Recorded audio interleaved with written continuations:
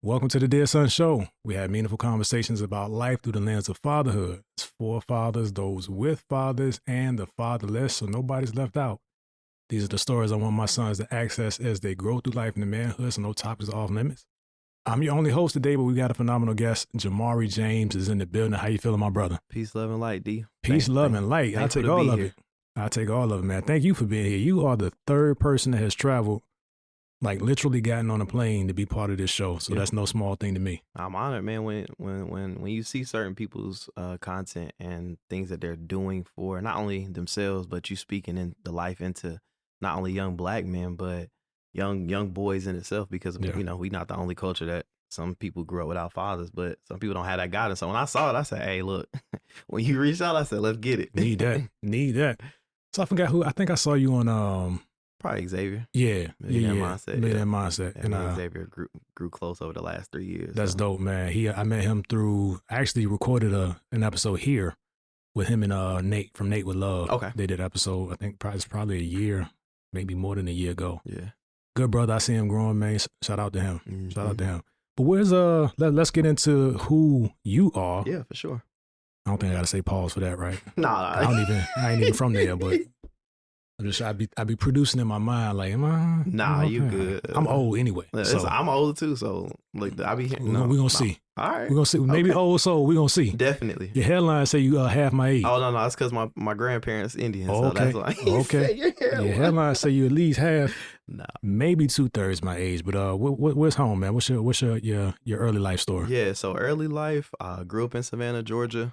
Both my parents split and both migrated to Atlanta at different times. So from 2000, you might as well say I was from Atlanta because from 2000 on, I was in Atlanta. So okay. My mom lived in, she migrated to Newton County. My father lived in Fulton for most of my life. So navigating between the two, you get a lot of cultural experiences, especially being country and people know you're not from there. So that's why Atlanta people call people country. Yeah, no, it's serious. Even you from the same state, but it's the language is different, the lingo is different, and you dress a little different. Yeah, I'm from Virginia, New York. People call us country. So anytime I get to take a stab at somebody more south than me, I'm in Texas now. So for sure. So that was early on. Who's in the house?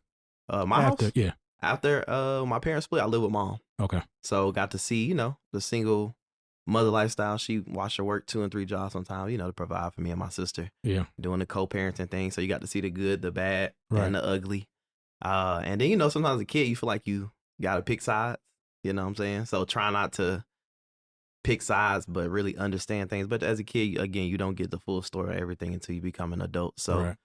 Played sports, you name it, I did it. I was the outside kid. I didn't really like to be at home, just because there wasn't nobody there but me and my sister. So I'm like, I'd rather be outside doing something. You older or younger? I'm the oldest. By how much? My sister's a year and a half younger than me. Okay. My dad has another son, so I have a little brother who's 2025, so he's 22, about to be 23 next month in March. Gotcha. So. How much of a... I'm be careful the way I ask this because... Nah, just ask. Yeah. So how much of a void was there, if any, with your dad not being... A lot. Okay. Talk about it. And I think you don't really see it until you become an adult. Like I had anger issues. One, because we moved, all my cousins were still in Savannah. So we moved here and I had anger issues. I'm like, I don't even want to be here. So having a smart mouth, in school, just grades was never an issue. I was always straight A student because my mom didn't play that. Right. But I'll get like, ends in conduct, how it is you, stuff like that. Cause I just, teacher pop off, I'm popping back. Like, what you talking about? Like, but then I had to realize like, you can't do that. Yeah. That's your form of expression. So that's how I got into sports. My mom put me into sports. So I was like on that Gwinnett County, DeKalb County borderline. So played some good competition coming up, but it allowed me to express myself. So I did basketball. I always was fouling out cause I was so aggressive. Put Jamari in. Man, as a kid, but you grow and you learn. Yeah. So basketball, football, I even tried soccer for like one game in high school. Just track. Soccer is aggressive, way more aggressive than people think. The best, I probably got a funny story for you. So I did a couple practices. Yeah. We had our game, did good our first game, and then my coach was like, we running 5 miles a day. I was like, Coach, I'm the goalie.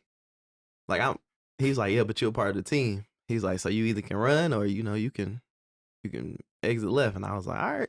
Peace out, homie. Peace out, yeah. So Yeah. So, but that was really early on, like I say. So you get to see the good, the bad, the ugly, and you start to see how much dad not being there bothers you because you start looking at other kids whose parents are there, like for sort of sporting events. And my dad did come to some sporting events. He was a weekend dad. Okay. We've had conversations. As adults, we are now way closer. That's how it happens.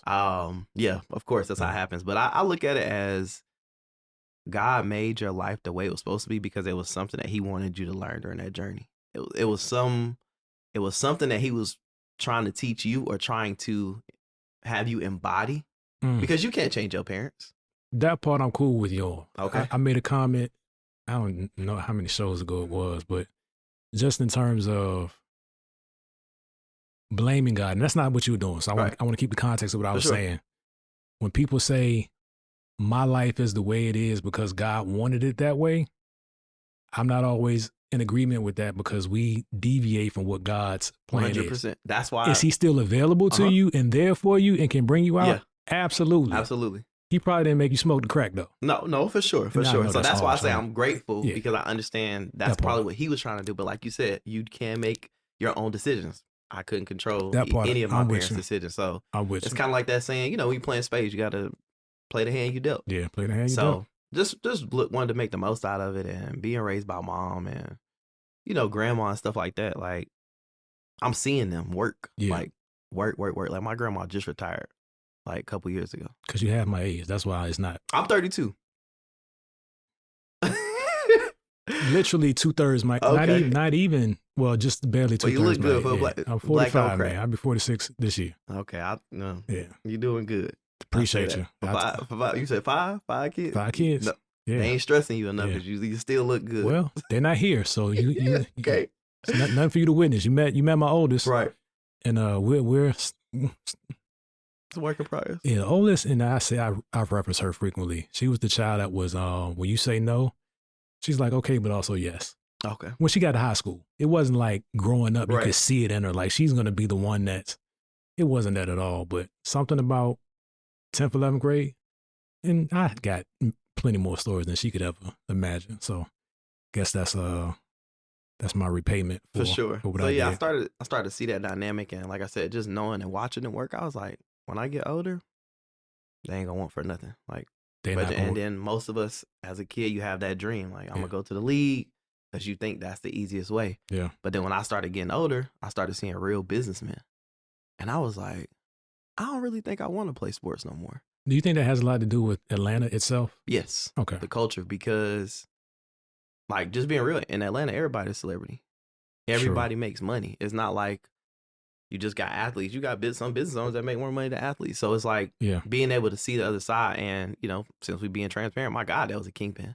So I got to spend a lot of time with him, and he had his own businesses. The money. Yeah. So I'm like, I remember telling my mom as a kid, I'm going to have 3 or 4 auto body shops. Like, my God, Dad. The seed money going to be different. right. The seed money going to be different. Right. We're going to operate them shops. For sure. So I really realized, I was like, okay, sports is really just going to be a way for me to get through school, make sure mama don't got to pay no bills. You know what I'm saying?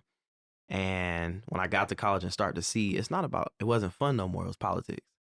That's when I started to fall out of love with football because I got a scholarship to go to the University of West Georgia. Enjoyed the time. Like I said, I just realized, all right, cool. This is just a tool to get me through the undergrad and through the master's with no debt.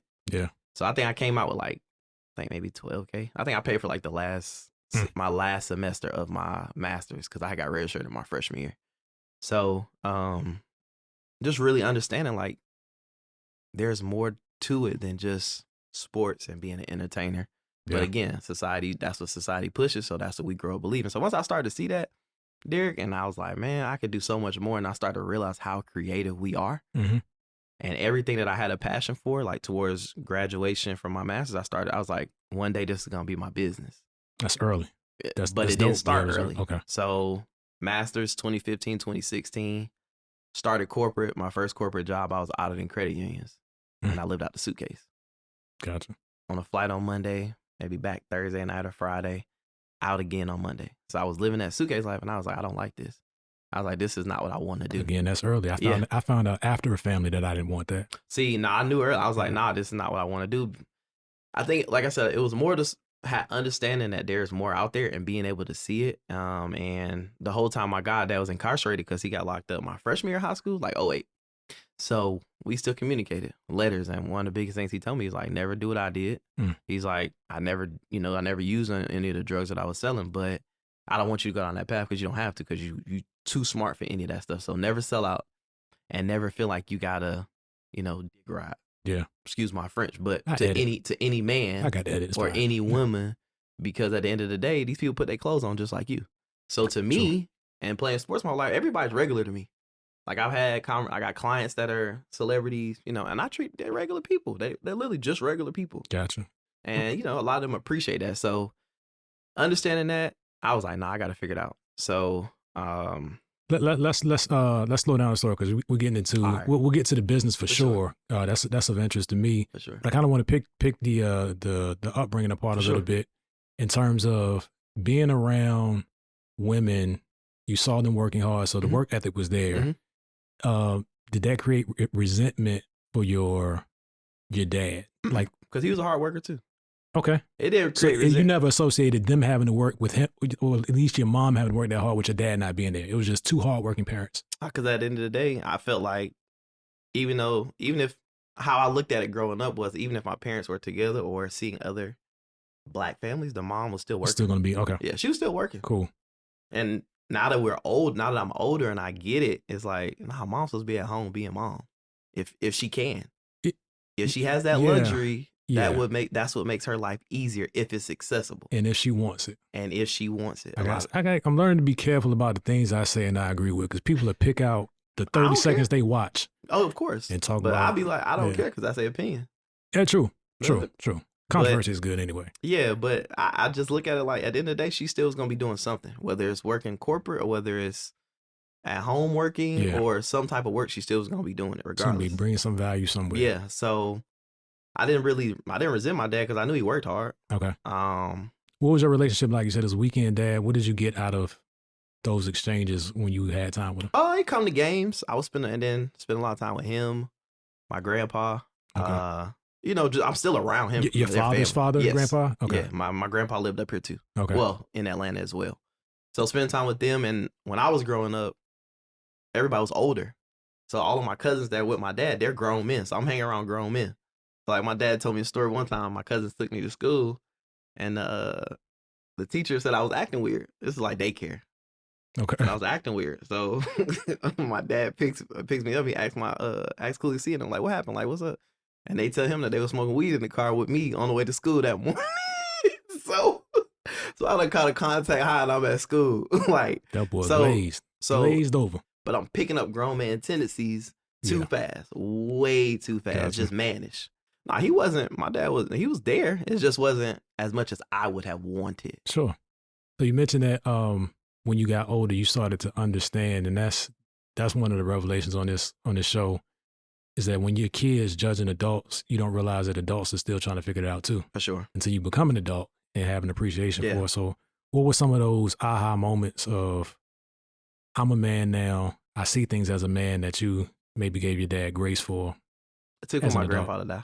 Say it again? It took for my grandpa to die. Wow. I was 2020. After the funeral, at the repast, we at the house, and I just asked him, I said, because at that point, I'm grown. Like, I don't, as a little kid, you still kind of fear your dad a little bit. But at that point, I was grown. I was like, all right, it's time for us to have, like, grown man conversations, because my grandfather isn't here no more.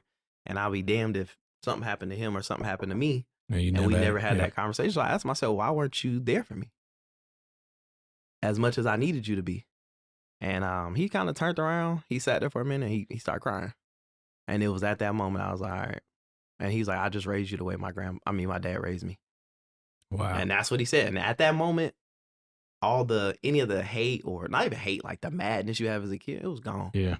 It was gone in that moment. I was like, okay, I get it. He did what he saw, right? He couldn't give me something that he didn't have. Yeah. Or I won't say they didn't have, that he hadn't learned.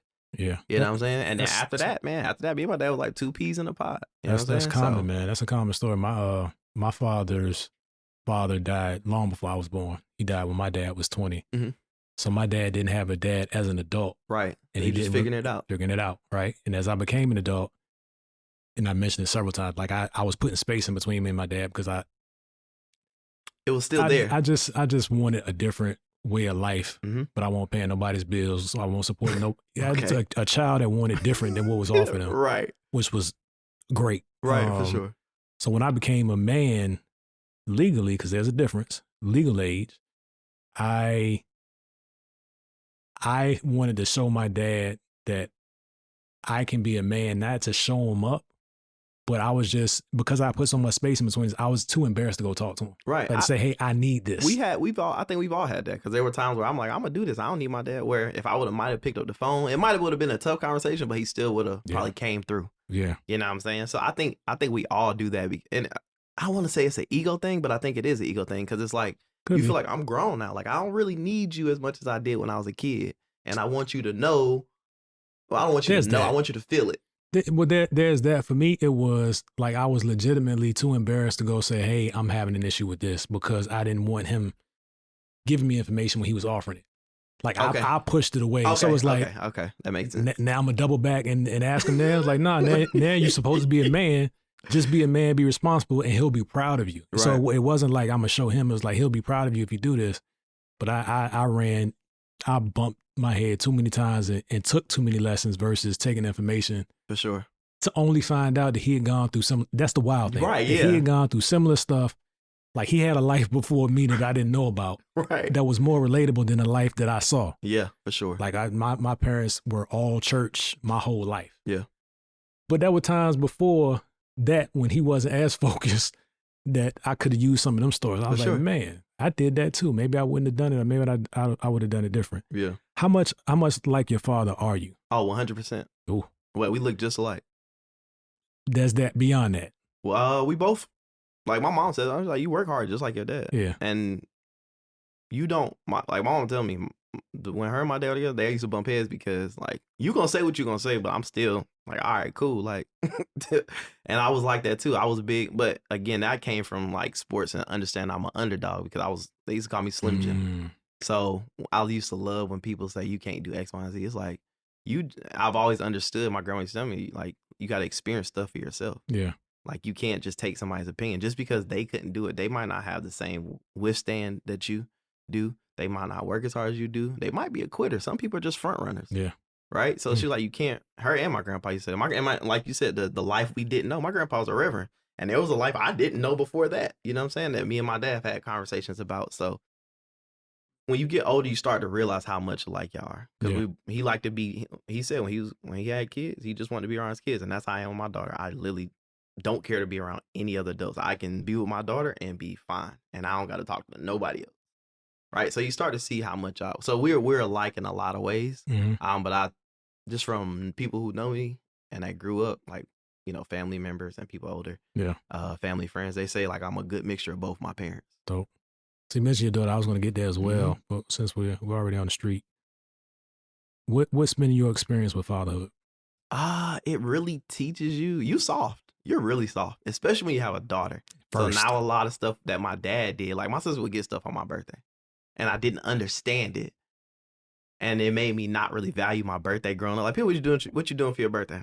I don't know. Like, I don't really care. Like, I'm thankful for another year, but it didn't have that significance for me. But now that I have a daughter, I'm not going to do that, but I can understand why he did it, because that's his only daughter. And it's like, soft. Yeah. I had two girls first. For sure. I had two girls first. And by the time my son came, I was like, ooh, punching bag. But that was too far the other way. Punching bag. Too far the other way. So it's been different. And really understanding. I try to get a lot into like biohacking and understanding like neurological people, especially people with YouTube channels. Okay. So they say the kid's brain is not fully developed till they're 5. So you'll be telling the kids something thinking they're being disobedient. It's like, nah, they don't. They really don't understand. So it helps me give my daughter so much more grace. But because her mother is smart and I'm smart, I know she's very smart. So I know when she playing the game and when she not playing the game. Gotcha. But it just makes me give her a lot more grace. And I'm cool with telling her something about 5, 6, 7, 8 times. Yeah. So you and the mother are not. We co-parent. Co-parent. Yeah. Co-parent. What is your experience living a co-parent life as a child? How does that inform you as a parent? It bothers me. because you saw it as a kid. So growing Yeah. up, I'm sure you said the same thing. Well, your parents were together. It's like, I don't want to make that same mistake. So you try to do so much to not make that mistake. Then when it happens, it's like, Mm. you know what I'm saying? So, but we co-parent. Great. We both came from similar homes. Okay. You know, so she had two people in her home, but it wasn't a true home. She didn't have a great relationship with her. Like, so it's the dynamics and stuff work. Yeah. And at the end of the day, you know, you gotta be an adult and understand like the overall goal is to raise this child. Absolutely.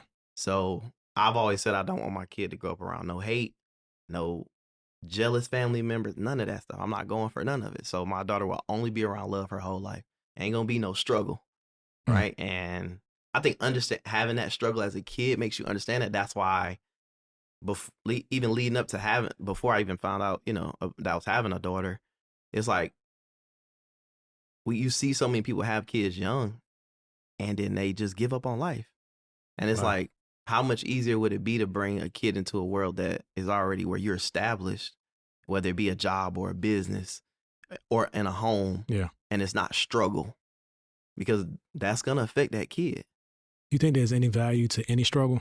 Absolutely. No, it has to be some struggle. Like I listened to Gilbert Arenas' podcast a lot where he talked about his son, where he's like, he didn't let his son go play with, what's his name? Matt Barnes' sons, because he said he wanted him to develop that dog like he had to, because it's different when you playing around a whole bunch of great people than when you got to do it yourself.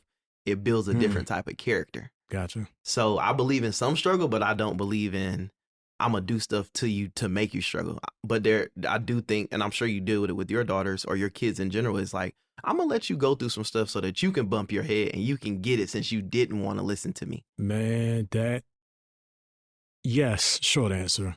But getting there was a journey. For sure. And I know I missed some moments where I should have done that earlier. Or I think my biggest challenge was not communicating my expectations and then holding them to them. Okay. Like, for sure. I didn't know to do that. Do you feel like some some of that came from your own trauma as a kid too? I think I went too far the other way. Okay. Like I was trying to create a soft life for my children beyond what benefits them. Okay. So when you say a struggle, that's what kind of rung off in my ear. Was like I didn't want my children to struggle, but struggle may be a catchword that's not really defining what we're talking about. Right. But it's like you have to have some ability to reason, deduce, figure things out, and sometimes it needs to hurt. That's one thing my pops always says. Sometimes hurts help, and you know he whipped me too. But I got a lot of beatings, mama and daddy. Yeah, and grandparents. I don't know about spankings. Oh no, I don't even know what a spanking is. Oh no, I was hard headed, like very.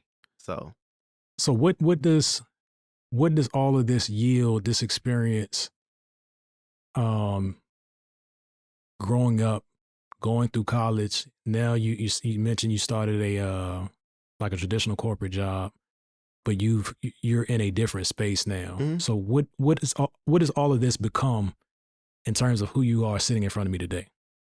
Man, it took for me to get depressed. It took for me like 2017, 2018. I was living in Buckhead in the city, living a life. But man, I was depressed. Like I didn't like my job. I had just got out of a serious relationship, and I saw myself doing stuff that I would never normally do. Yeah. Like I wasn't on hard drugs, but I was smoking weed excessively. Lived in a party area. I'm going out every night. I would literally go out and then get up and don't even sleep and go to work. Yeah, been there. And it got to a point where I was like, yo, what are you doing? Yeah. Like, is this the life you really want to live? And I met a therapist named Mr. Johnson. Because I knew I wasn't okay, and I'm not afraid to not ask for help. But I feel like too many black men, the ego get involved, and they're like, oh, I'm not. Well, not even black men. Period. The black families, we got to stop. And I know they're just dad and father, but I got to say this: we got to stop sweeping stuff under the rug. If you're not okay, go talk to somebody. Yeah. Like, quick clarification: Dear Son addresses every man. For sure. Every man is a son. Every man is not a father. If you're not okay, go talk to somebody. Yeah. If you got kids and you're not taking care of them, take care of your kids. Yeah, it's because at the end of the day, they didn't ask to be here. It's all related. The women, the daughters we have, the mothers we had, For sure. all of it influences manhood. Yeah. And it's a dynamic that we got to understand. So some people hear the title of the show, Dear Son. It's just about fathers and sons. I watched you for a while. I was like, how do we get there?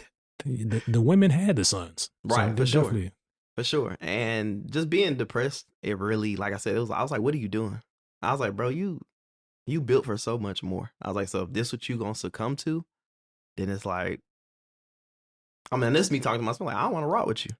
So I had to find help. So I started, I know Kerry Washington has like I think that was around the time her brother had committed suicide. And I started seeing like free programs. So I just started Googling, sitting down, doing like consultations with therapists until I found a person for me. And now when I met Mr. Johnson, I knew because he reminded me of my grandpa off the bat. And this was 2 years before my grandpa passed. And one of the biggest things he said to me, he said, how much do you look in the mirror and tell yourself you love yourself? Ooh. And I was like, ooh. I don't know. And then he asked, he said, okay. He said, so how many times have you looked in the mirror and told yourself you like something about yourself that wasn't on you? Because, you know, most men want to dress it up. And I couldn't answer those questions. He said, all right, cool. He said, so we won't book another session until you can give me, I think he said 50 things you like about yourself that are not the same, that are not related. So, and he's like, you need to look in the mirror and do it. So when he started doing that, it started to it forces you to start loving on yourself. Because a lot of men don't love on themselves. They feel like, oh, that's weak. Like I had a conversation with one of my friends, and her brother didn't want her son to be hugging his cousin because he said that's gay. And I'm like, that's not gay. So even as you were like, I was processing it as you were saying it and thinking that's weak.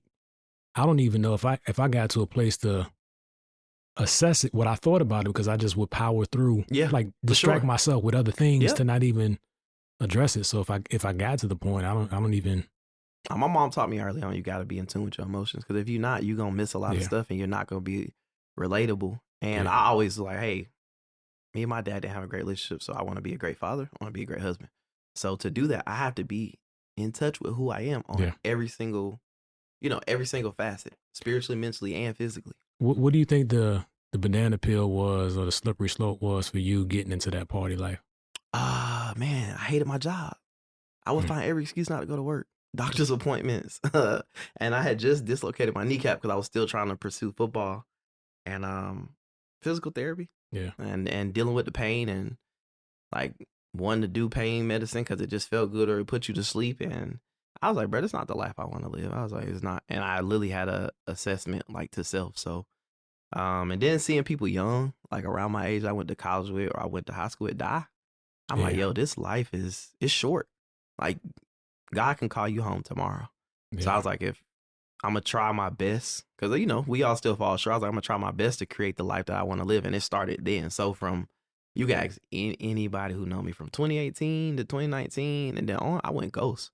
I just, at home, I started focusing. I was like, what do I need to do to not only propel myself as an individual because I wanted to get out of corporate, but what did I need to do to grow as a man? And I was really getting in tune with myself and really staying true to morals, honesty, integrity, and character. Right? Because we both know sometimes people get money and they it show you who they really are. Yeah, you've always been that. Money exposed. Yeah, it exposes the real you. So I was just like, man, I was like, corporate can't be it for me. I just knew. And my grandpa kept telling me before he died, he kept saying, yeah, you have all the tools you need. You just got to jump off the porch and actually do it if you're going to do it. Don't be halfway in, halfway out. If you're going to do it, do it. If you're going to fail fast, fail hard, learn from it and move on. But too many times people sit in their fear. I mean, their failures, like, oh, this business didn't work, or, oh, I got fired from my dream job. Okay, and? Even not getting to that phase, that was something that I had to check myself on, like blaming my family for things that I was scared to do or decisions I was making. Yeah. Like, I'm here, I got to work because y'all, I got to do this, or I'm doing this because of y'all. And it's really unfair to them. And I wanted to get out of corporate. I'm out of corporate now, but it took corporate letting me out. Right. To do that. So what was it like for you making that transition from corporate to the entrepreneur world? Because I think there's a big difference. Well, I don't know. Whatever your motivation or your why is, probably has a lot to do with your success. I know for me, I made it to a certain level in corporate that was respectable. Well, I made it in corporate. And then that was taken away. I didn't know who I was. Okay. Then it was like, well, you spent all this time in corporate, you're kind of failing at home, and now you got to be home and look these people in the eye, and they gonna start to see who you really are. Right, for sure. Yeah, no, I think for me, I was just like, this can't be life. This not it. I was like, there's no way, and this is just me talking. I can't speak for nobody. I was like, I think because I did focus on sports so much, I didn't know what the dream job was for me because Traditional. I couldn't Yeah. vision it. And I found out as a junior, but it's too late. As a junior, I don't like accounting. I didn't like it. I didn't like it anymore. Yeah. I knew I was good at math and I was good with numbers, so that was what I chose. And like you, I got to a level of success in corporate faster than a lot of Yeah. people, and I started to see things that It's ugly. I started to see things, and I was like, nah, bro, Yeah. like nah. But things that are socially accepted, I was like, nah, that's not gonna be me. I don't want to do that. From coworkers doing coke in the bathroom, and the hard drugs that some Yeah. people in them high positions start really doing. I was like, I'm not doing that It's shit. the way they treat people as a number. Mhm. Like I was never comfortable like dictating somebody's family situation because we got to make budget. Right. Like I understand. I need five names by Friday. Like Yeah. what? Yeah. Like Nah, they not doing a job, then that's a different that is conversation. different, but in my department, we always ran lean. Even when I wasn't in charge, Mhm. I got promoted because I did the job of 3. So Okay. it was always that kind of thing, and which put me in a unique position to lead because you can't blow smoke up me. Right. Like Yeah. Well, they say you can't shit a shitter. Excuse my French. I already did that. Right. Plus this and this and this at the same So you time. know So I what's know it expected. can be done. I Mhm. get that I was going over and above and beyond, but you're telling me the one thing you can't do. So I didn't really have those people on my team, like at least not more than one at a time. But just making those decisions, and you see how comfortable the longer that people have been in those executive roles, the more it becomes like a do you want to catch up with your fries conversation. For sure. And I can never get comfortable That's with funny that. you say that because it literally took, like I said, the pandemic was the best thing that ever happened to me. Mm.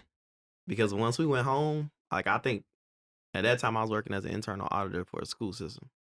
So once we went home and I was able to get their work done early and then work on my own stuff, because I sat down and I literally said, all right, I got to figure it out. And this is the exact face I made, Derek. I was like, I got to figure it out. I got to figure out, what do I have to do to get out of here? To not do this. To not do this, but to not just not do this, to actually thrive in something I don't have to go from it. We see entrepreneurs, they got this business, then they start this business and that failed. But I just said I don't want to do that. So I said, if I'm going to pick something, I'm going to pick something where I can help people that look like me, Mm-hmm. because I know that'll be an industry that'll never stop, Mm-hmm. and something that I actually enjoy. So I know I enjoy helping people. Like, I'm very creative. So I know that, I got a soft spot in my heart for certain people at times. And I understand. I was like, damn, what can I do to make this into a business? And just happened to start, credit just fell in my lap. And I was like, that's something that a lot of, not just our community, but a lot of underserved communities don't know about. They don't even know how to utilize it. All they know is grandma and mama said, don't get credit because it's bad. And it's like, no, that's not the truth. It's just we haven't been taught how to utilize it correctly. And then I started thinking about how creative we are. Mm-hmm. And man, that shit used to get my gears going. So I'll be at home. I done read a 13 chapter book in 2 days and understanding how to implement it into my own life. Yeah. And then from there, it just started with overall finances. I was like, all right, what do I need to do? So I was already good at saving. I was like, I got about a year's worth of saving. I was like, I'm out of here. I was like, and it took, like I said, my grandpa died, and then I think I worked for another year. So we'll just say 2021. Mm-hmm. And then my birthday came around, and I was like, I don't want to do this no more. I'm done. I told my boss, I said, hey, look, I appreciate the opportunity. I was like, but I'm gonna resign. And she told me, she was like, I mean, I knew it was coming sooner or later because I can tell that you have so much more to give. Yeah. So she was like, do your best. And me and her still cool. We still talk to this day. But then from there, it was just like figuring out, all right, cool. I need to get around other people who actually operate as a business, because we both know there's a difference between, a lot of us have hustled our whole life. Like, we are magnificent hustlers, but making that transition from hustler to CEO and actually being CEO and not being in your business is a totally different conversation that a lot of people aren't ready for, because they think they have a business, and it's cool. So I had to learn how to build a team. I knew how to sell because I was already good at sales. So how to build a team, how to build an actual legitimate team that's going to stay together and are going to work together. So I knew I had to be good at a lot of stuff. So I started getting good at a lot of stuff, but the stuff I ain't good at, I just started delegating. Right. That's a big challenge for me. Like I've essentially created a job for myself. And I'm honest enough to say that I haven't created a thriving business, because if I step away from it, it's done. It's done. Yeah. It's done. So I'm working on that. But what I want to know is what about the story that we've heard to this point position, I don't know if position you is the right word, but like, what are the principles and the character, the elements of your character that were developed from your upbringing that make you successful today? The understanding of that whole thing about if you work hard, you gonna succeed. That's what got it until I got to college, and then I understood it's not about how hard you work, it's about how smart you can work. Yeah. How creative can you really be? Right? Because we both, I'm sure you felt it in corporate, and I'm sure there's gonna be a million people who watch this. They bust their ass every single day. Mm-hmm. Don't get the recognition. Yeah. Get looked over for promotions. Don't really understand the politics that go into things. So I said, if I can build something for myself and do things for myself where I take the politics out of it, like people, and I compare it to sports. People get mad at LeBron James. What y'all mad at him for? He just learned how to take his gift and position it to where nobody can control his destiny ever again. Yeah. I'm not mad at him. He's just not the GOAT. That's a whole nother conversation, though. You 32, so I ain't even about to go down there. I ain't even about to go down that path. I mean, Kobe was my favorite player because that's who I grew up watching. You're still welcome at the table. Okay. Because Kobe's number 2. For sure. Kobe's number 2. I think that's the thing, though. I think that's what set me up. Understanding that work hard, it's only going to take you so far. At some point, you got to start working a little bit smarter, right? And get a little bit more creative. So if I'm in a certain position, can I actually outsource my position to somebody else so that give me time to do something? You know what I'm saying? Because think about it. When you call these big corporations, who answer the phone? Not the boss. It's not not somebody in America. Yeah, true. So that's one thing I had to learn that hard lesson. I had to learn that lesson the hard way as I excelled in corporate, because I still wanted to be so relatable, so available to everybody. Everybody don't deserve you. I mean, he said it, not me. But when you're accountable for an outcome at a very high level, there's only so much time you can spend at the lowest level. For sure. And that was something that I had, like, I was stressing out, trying to be everything to everybody. And, I learned I had to give people the tools and hold them accountable and let them learn from for sure whatever happened, good or bad, indifferent. Let them learn those lessons. So where are you in your business journey now? You said 2021, 2022, you kind of, you made the jump. Like, how would you describe where you are in business in terms of where you thought you would be and where you're going? Where I thought I was going to be, I'm not there. Okay. But was that realistic? No. Okay. And that's why. It wasn't realistic. That's because fine. think about it, most of us be like, oh, I want to make $1 million. You don't understand how hard it is to actually, and it's not even just making $1 million, it's netting $1 million. People don't understand how hard that is. It's what you keep. Exactly. It's what you keep. So I went from saying that to say, hey, I want to make sure I keep my overhead low. So I've been able to, over the past 3 years, keep my overhead very, very low. And that's done, great things for myself, because I wanted to make sure, because of the relationship I did have with my dad, I said, hey, look, whatever my daughter have, I'm going to be there. There's going to be nothing that stopped me from being there. So keeping that overhead low and learning how to be the actual CEO and delegate was the best thing I ever did. So, of course, sometimes people see you on podcasts and stuff like that, and they want to get on the phone and talk to you. And I have to be honest with everybody. I'm like, I can't do that. I can't get on the phone with everybody. Yeah.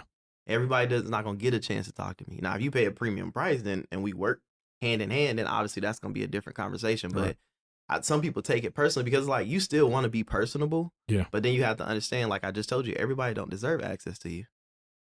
How did you get to that point? Start getting around real mentors, not some of them fake gurus you see on the internet, like real mentors. And you are in the heart of. Oh yeah, so it's easy for me to pick who real and who fake. So people will ask me, like people hit me up and be like, "Yo, Jamari, what you think about so-and-so?" Nothing, because that's not my business. Unless I've actually done business with them or know somebody who's gotten scammed, I say nothing. I don't know. Yeah. Because that's not my place to say it. If you want to go find out, you go spend your money. At your risk. You go find out. Yeah. So getting around real people who were doing things like, and they didn't always have to look like me, because I've learned, like people, oh, you listening to other cultures, they have suppressed that. I'm like, bro, get out of the victim mentality. It's 2025. Information is information. Information is information. So I had to let my ego go, because I only wanted to be around, black millionaires growing up. Now, I won't say growing up at the beginning. Yeah. But then I started getting around other cultures and other people who are doing the same thing. And man, some of them offer me more game than my own people. Yeah. And that allows you to bring it back And to those that deserve so it. that's the big thing for me, is bringing it back and really understanding who to give my time to and who not to. What did money, acquiring money, teach you about you? Nothing, because I had been around money my whole life. Remember my goddad. I've never wanted for anything. Really. Okay. Like my parents, like I said, my parents worked hard. Okay. I tell this story on most podcasts. My mom used to work 3 jobs. There was a time from, I think, we'll just say 01 to like 03. Me and my sister used the same Papa John's coupon every other day. Literally. I remember, it was so bad I remember the coupon code. I probably just forgot it a couple years ago, but we was using it every single day because she worked so much. Yeah. But she was doing what she had to do to provide. So money didn't really do anything for me because I never really wanted for nothing. But have there been nights where I felt guilty because I did watch mama or grandma not eat so we could eat, or all the grandkids? You know what I'm saying? You see that. I'm the oldest. So I see that. So for me, I think I took a guilty approach. Like, damn, I got to free them. So I'm going to challenge that a little bit, because being around money and being in control of money are 2 different things. Correct. So now that your decisions are a reflection of your account, like, how do you temper those decisions? How do you do the right thing? How do you make the right decisions? How do you not jump out the window? There have been times where I jumped out the window. Let's talk about it. All right, there have been plenty of times where I've made bad decisions, and understanding how it affects the people around you. That's the biggest thing. So that's what motivates me now to, like, that's that real saying, like, all money ain't good money is I mean, you know that, but it's real. So I think about not just me, I think about my daughter, I think about the people around my family, right? My immediate circle. Yeah. How do certain things that I do might affect them? Because at the end of the day, it's not all about you. Granted, yeah, I'm the one in control of certain monies now, but how does it affect the people around you? Because if you're the only person sitting at the table with money, that make you a target. We both, you from Virginia, you from the 757, you done seen it. Yeah. I'm sure you done seen people leave and come home and now they're a target. It's bad. And I never wanted to be really that. Bad. So that's the approach I took. If I can give everybody the game and everybody around me eating or are thriving in what they want to do, even if I can't help them, but I know somebody who can help them, cool. Now I have a network of resources where now I can help put them in position, and I don't have to say nothing. I don't have to get on a podcast and be like, yeah, I helped Derek do. Nah, that's not what it's about. It's about, I'll let y'all know. It's about me understanding, like, I'm in control of the money. How I spend my money is going to affect those around me. That's dope. And one of my coaches, shout out to Coach Hall. His name's Will Hall. He was our head coach at West Georgia. This is when I really understood business. It was literally his first day as a head coach. No, I'm sorry, second day, because we had a team meeting. There probably was 105 people in here. He came in there. He said, at the end of the spring, half of y'all not going to be here. I'm going to just be honest. He said, my job is to construct the best team possible to win a national championship. But at the end of the day, I'll never come home and tell Pete he can't eat. And Pete was his son. So that stuck with me forever, Derek. I'm 32 now. That was probably 22, 21. No, 22, 23. And like age. And that stuck with me forever, because now for me, it's like, I'll never come home or never get my daughter and she can't eat or she can't do this, or I can't tell her mom, hey, look, I'm going to pick up Kayla, we going to Florida. Or hey, I'm going to pick up Kayla, we going to Savannah, we going to the beach, we going to do something. It'll never come a day. So I think that now that I control the money, even building up to that, I didn't just quit with nothing. I probably had like a year or two, and I had just bought a house. So I probably had like a year and a half saved up worth of bills, because I understood, I didn't tell myself it's not going to work, but I said there's a possibility that this does not work. And if it does not work, I want to make sure that I don't just have to come crawling back to a job. I have a safety net. And I get it. Sometimes people got to jump off the porch. They just don't have a choice. Yeah. But if you can make your situation work, like I know a lot of entrepreneurs who still work a 9 to 5, and I tell them there's nothing wrong with that. Yeah. If the right opportunity came back to me, I would take it, but it has to make sense. Yeah. So there's so much value in being mature before you start a family, because in hindsight, I was not. I came home one day. I came home one day and told my wife I'm an entrepreneur. I came home from work and told her I'm an entrepreneur. She was pregnant with our 3rd child, and she had just put in her papers to get out of the military. Oh yeah, it was on you. Not smart. It was on you, yeah. Not smart. You could have waited. You probably should have waited. He said not smart. Yeah. He said, that's why I'm here, people. Right. That's why I'm here. It's like the movie. You know how like in the movies when they be like, you probably wondering how I got here. It's Boy, like that that that would be a situation. hell of a rewind story for me. Man. But So no, I understand. I get it. yes, salute to being smart first, and then building your life around that. And speaking of, and we start to wind down. Mhm. What's next in life for you? Like, what do you? I can hear it. I can see it. You showed me a picture of your daughter with so much joy that it seems like a family is for you. Yeah, for sure. Like, Definitely. what's if you could paint it? What's the next phase like? The next phase is family condominium. Everybody, if this is 20 acres, everybody somewhere there. Everybody. Everybody that's been a part of my journey, that's my family. I don't care if you was a close friend. That's it. That's my tribe. That's what it's gonna look like. I just wanted 10, but 20, I mean, 20 that's what it's gonna look like. And like I said, understanding most of us don't understand finances. yeah. So if I'm able to be that bridge, I always tell people like, how do you strive yourself? I'm the bridge between accounting and contracts because dealing with some of the Contracts was my life. Okay, so yeah, I'm the bridge between accounting and contract, but I'm talking about contracts like when you sign for a car, like reading the. It matters. Okay, so that principles are the principles. for me, Yeah. that's who I am. So understanding that and being able to not only use it from a credit perspective, but understand how to make corporations do what they're supposed to do in court. I wanted to Go ahead. Yeah, because the last few posts that I've seen from you is it worked out in my client's favor. Mhm. Talking about something happening in court. I'm like, is he a lawyer? Everybody Like, what asks is my he? lawyer, no, and I tell people you don't have to be a lawyer to understand contracts. I was in contract. I got in contracts. It scratched the itch because I wanted to go to Morehouse for law school. Like I wanted to Be be. a lawyer. Yeah. Okay. Yeah. And I listen. It's Shout out to NBA the JD lawyers out there program. that's doing y'all thing because Yeah. a lot of y'all do y'all thing. Like lawyers will reach out to me and be like, "Why are you downing us?" I'm like, I'm not downing any of y'all. Yeah. But we all know that there are some of them out there that's not doing what they're supposed to do. So when people reach out to me, I literally just help them understand their contract. And people like people don't know what I do, so they always like, "Oh, you're practicing law." I'm like, you don't even know what I do. I was about to give you an opportunity to actually what is your We're gonna sit down and look at the what contract. is your general offer in terms of your business? Like I'm what a you do? financial strategist. So from the audit, having that audit background, I know how to come in and look at your business and tell you what's wrong. I'm gonna spend 1 or 2 days with you. I'm gonna help you with your financials. We're gonna do your financials. We're gonna look at the KPIs. We're gonna see where is the issue. Are you spending too much in marketing? Are you backloading your inventory? Did you hire your cousins? Right. So it's a lot of Nepotism different. has its place. Right. As So long as they add value. so it's a lot of different things that Yeah. goes into it. So me understanding that from a small, I'll say 0 to 50 million because the biggest client I've helped is 50 million. So me understanding that and helping somebody fix their business and then they go from, we'll just say netting 20K a month to netting 75, 80. People love that. And I don't have to go, I'm not from your era, but I'm the era after you. Yeah.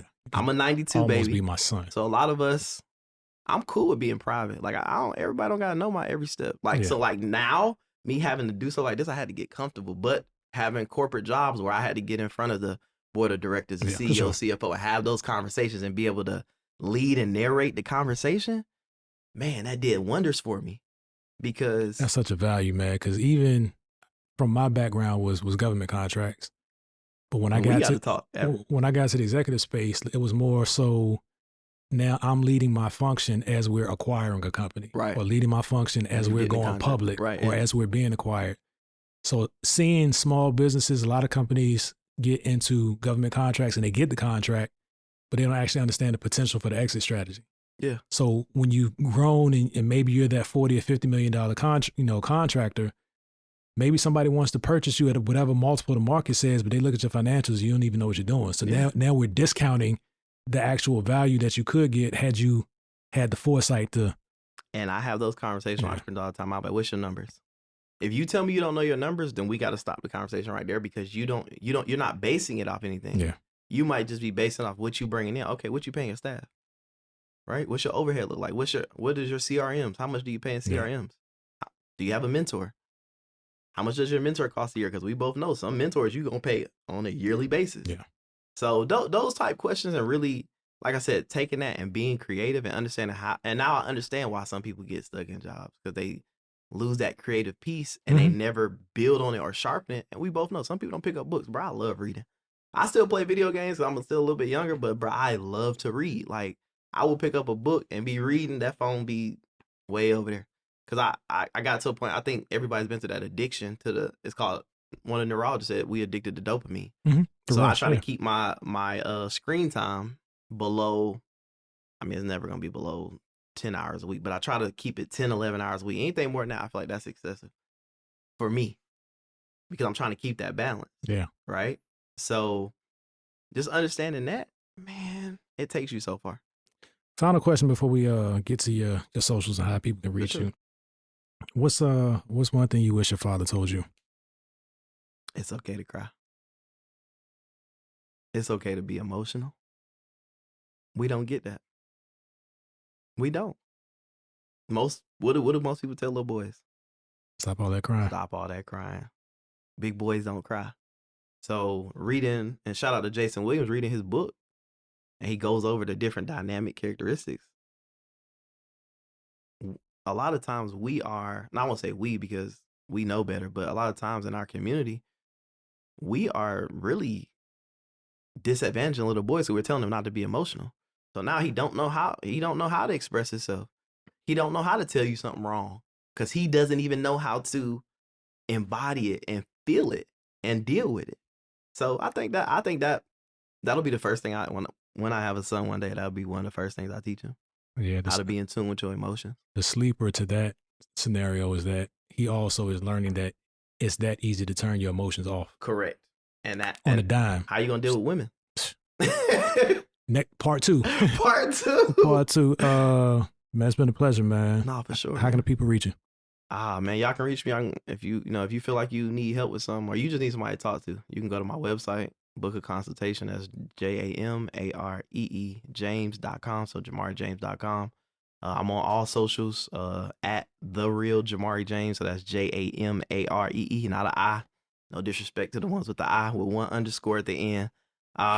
Book a consultation. We can talk about whatever. I try to give as much game as I can in consultations just because I feel like that's what people booked for. Working on a mentorship should be done, we'll just say a couple months. Gonna do something on the credit side, but I also want to do something for reading Jason. Shout out to Jason Williams, man. I mean, Jason Wilson. Wilson, yeah. If y'all have not read his book, Men Cry, or The Moment That the Man Moment Demands, but read them books, because he has me inspired to start my own nonprofit to help, I'm saying, young boys who need that help. That's a failed goal for 2024 for me. For sure. Yeah. 2024. So all the socials, it don't matter what it is, reach out to me. I'll try to send you a voice note so you know it's me, so you don't get scammed. I'll never ask you for money in the DMs. And man, we gotta do better as a whole. And each one teach one. And it start with you. So peace, love, and light. And I appreciate you for having me today, man. Dope, man. All this information will be linked below. I can't shut it down without shouting out my wife, LoveKeishaJ.com. Buy her book. Exactly. Buy her book, her children's book, Chocolate Princess Volume 1. Send me that. Excellent for young scholars. I would say 5 to 15, so they can read it, but they can be read too at any age. So shout out to my wife. She's as you said, the real MVP. She's allowed me to grow. So we praise God for that. That's going to do it for this episode. We appreciate you guys. God bless you. Peace.